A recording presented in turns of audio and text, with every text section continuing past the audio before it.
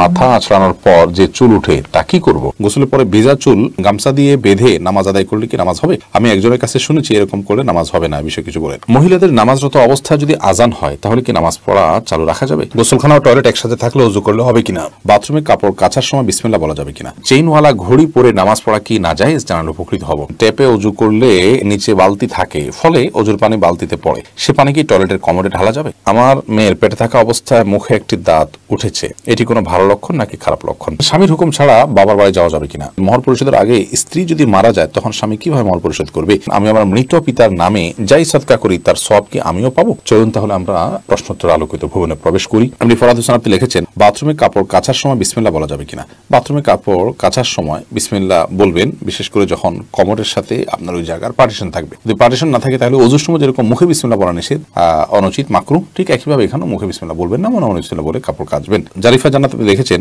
গোসলের পরে ভেজা চুল গামছা দিয়ে বেঁধে নামাজ আদায় করলে কি নামাজ হবে? আমি একজনের কাছে শুনেছি এরকম করলে নামাজ হবে না, বিষয়ে কিছু বলেন। না, এরকম করে নামাজ হবে না এমন কোনো কথা নেই। আপনি একজন নারী হিসেবে আপনার পুরো শরীর আপনাকে ঢেকে নামাজ পড়তে হবে, শুধুমাত্র মুখমণ্ডল এবং দুই হাতের কবজি আপনি খোলা রাখবেন। এর বাইরে অন্য কোনো শর্ত নেই। আপনি গামছা দিয়ে ঢাকেন বা গামছা দিয়ে বেঁধে তার উপর দিয়ে অন্য একটা কাপড় দিয়ে ঢাকেন, কোনো অসুবিধা নেই। এরপরে কাজী ফাতিমা আপনি লিখেছেন, মহিলাদের নামাজরত অবস্থায় যদি আজান হয় তাহলে কি নামাজ পড়া চালু রাখা যাবে?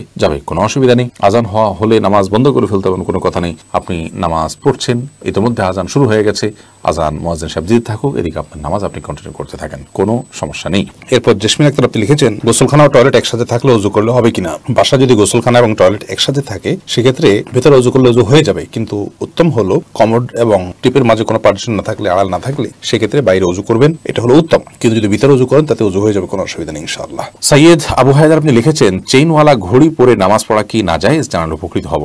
না, চেইনওয়ালা ঘড়ি পরে নামাজ পড়লে যেটা নাজায়েজ হবে এমন কোনো কথা নেই। সাবির ইয়াসমিন জান্নাত আপনি লিখেছেন, স্বামীর হুকুম ছাড়া বাবার বাড়ি যাওয়া যাবে কিনা? আপনি যেহেতু স্বামীর সংসারে থাকেন, অতএব তার সুবিধা অসুবিধা, তার প্রয়োজন ইত্যাদি বিষয় থাকতে পারে, সেই কারণে তাকে আপনি বলে যাবেন। কিন্তু স্বামী আপনাকে আপনার বাবার বাড়ি যাওয়া থেকে বঞ্চিত করে রাখবেন, যেতে দিবেন না, আটকে রাখবেন এবং তার খেয়াল খুশি মতো সে আপনাকে আপনার বাবা মার সাথে সাক্ষাৎ করা থেকে বিরত রাখবেন, সে অধিকার কিন্তু তার নাই। সেটা যদি তিনি করেন তাহলে তিনি অন্যায় করছেন। তবে হ্যাঁ, অবশ্যই আপনি চেইন অফ কমান্ড, একটি ফ্যামিলির পারস্পরিক যে বোঝাপড়া, সেটা যেন ভালো তার জন্য আপনি বলে যাবেন, এবং এই বলে যাওয়ার মধ্যে ভদ্রতা, এই বলে যাওয়ার মধ্যে নিজেদের বোঝাপড়া যে আছে সেটির প্রমাণ হয়। বিধায় এটাকে দোষণীয় মনে করা যে আমি তাহলে কি বন্দী হয়ে গেলাম, এরকমটি মনে করার কোনো কারণ নেই। কাজল আইডি থেকে আপনি লিখেছেন, ওযু করার পরে কি আয়নায় মুখ দেখলে ওযু ভেঙে যাবে? না, কোনো অসুবিধা নেই, ওযু ভাঙবে না। এমডি আবুল কালাম আপনি লিখেছেন, মহর পরিশোধের আগে স্ত্রী যদি মারা যায় তখন স্বামী কিভাবে মহর পরিশোধ করবে?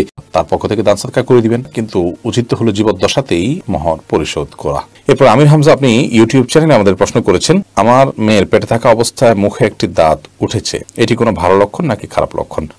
সন্তান গর্ভে থাকা অবস্থায় যদি মুখে দাঁত উঠে সেটা কোনো খারাপ বা ভালো লক্ষণ নয়। এটার ডাক্তারি কোনো ব্যাখ্যা আছে কিনা সে ব্যাখ্যা আপনি জানার চেষ্টা করবেন। এর বাইরে এটাকে অন্তত কুলক্ষণ মনে করার কোনো সুযোগ নেই, কারণ ইসলাম আসলে কোনো কুলক্ষণে বিশ্বাস করে না। আফরোজা ইসলাম রানী আপনি লিখেছেন, নতুন ঘরে বসবাস করার আগে মিলাদ পড়ানো জায়েজ কিনা?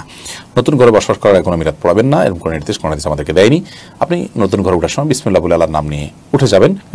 এর জন্য আলাদা কোনো আনুষ্ঠানিকতা আপনাকে করতে হবে, কোনো বাধ্যবাধকতা নয়। হ্যাঁ, আশপাশের লোকজন বা এলাকার মানুষ কিংবা আত্মীয় স্বজনকে ডেকে আপনি দাওয়াত খাওয়াতে চান আপনার খুশি একটা উপলক্ষে, সেটা সম্পূর্ণ আপনার ব্যাপার, শরীয়তের কোনো বিশেষ নির্দেশ নাই। আর এর জন্য মিলাদের আয়োজন করতে হবে কোনো নির্দেশ ইসলাম আমাদেরকে করেনি। আইরিন সুলতানা মাহি আপনি লিখেছেন, ট্যাপে ওযু করলে নিচে বালতি থাকে, ফলে ওযুর পানি বালতিতে পড়ে, সে পানি কি টয়লেটের কমোডে ঢালা যাবে?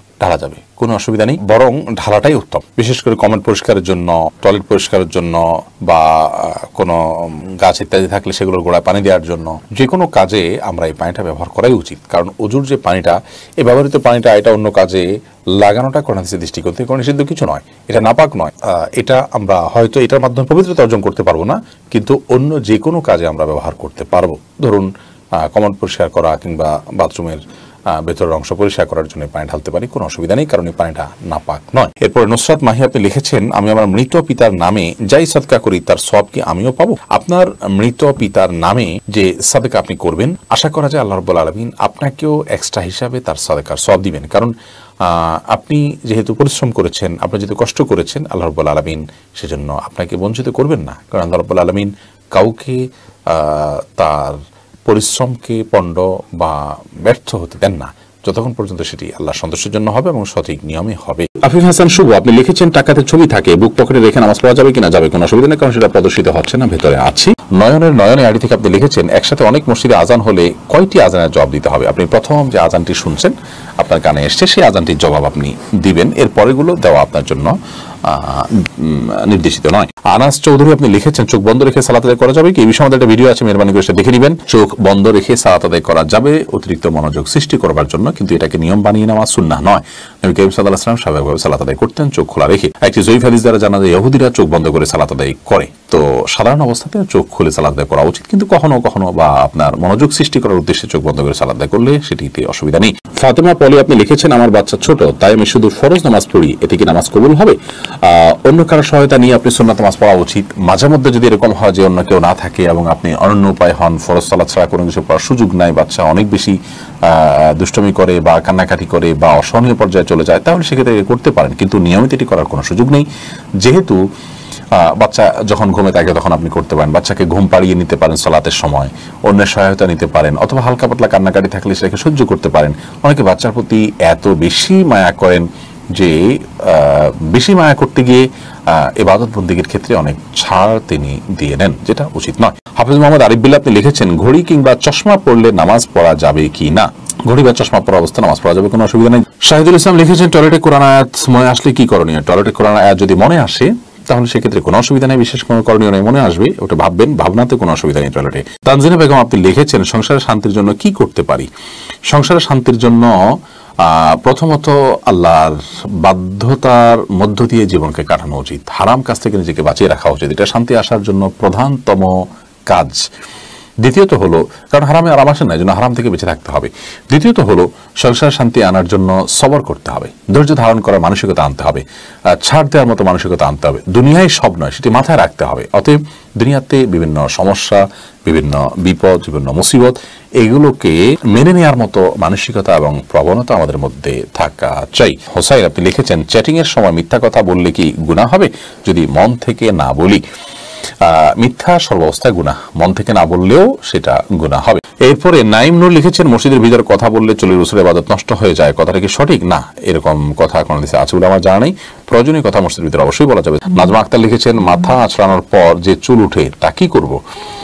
সেটা সবচেয়ে ভালো হয় যদি কোনো মাটিতে দাফন করবে, এমন জায়গায় ফেলবেন যাতে মানুষের শরীরের অপমান বা অসম্মান না হয়। ময়লার সাথে না ফেলানো উচিত, যদি ফেলে দেওয়া হয় ময়লার সাথে তাতে কোনো বড় গুনাহ হবে ব্যাপারটা সেরকম না, এটা জাস্ট উচিত অনুচিত, উত্তম অনুত্তমের কাজ, শিষ্টাচারের বিষয়। সৈকত খান লিখেছেন বিয়ের পরে কাবিনের টাকা কমানো যাবে কি? বিয়ের পর যদি স্বামী তার স্ত্রীর সাথে আলাপ আলোচনার মাধ্যমে আপনার মাফ নেন, কমানো তো আর যাবে না, যা ফিক্স হয়ে গেছে তা। স্ত্রী যদি কোনো কিছু মাফ করেন তাহলে আল্লাহ তাআলা সে সম্পর্কে বলেছেন ফাকুলুহু হানিআম মারিআ, তাহলে সেটা তোমরা ভক্ষণ করতে পারো বা ভোগ করতে পারো। স্ত্রী যদি বলেন যে ঠিক আছে আমি তোমাকে ছাড় দিলাম, আপনি দিতে পারেন না, সামর্থ্য নাই, আপনি তার কাছে ছাড় চাইলেন, সে যদি ছাড়টা দিয়ে দেয় তাহলে সেটা ভোগ করতে পারেন। বাট এর মানে এই নয় যে মোহর পরিবর্তন হয়ে গেছে, মোহর যা ছিল তাই, সে হয়তো মাফ করেছে আপনাকে, জাস্ট এটুকু আপনি করতে পারেন।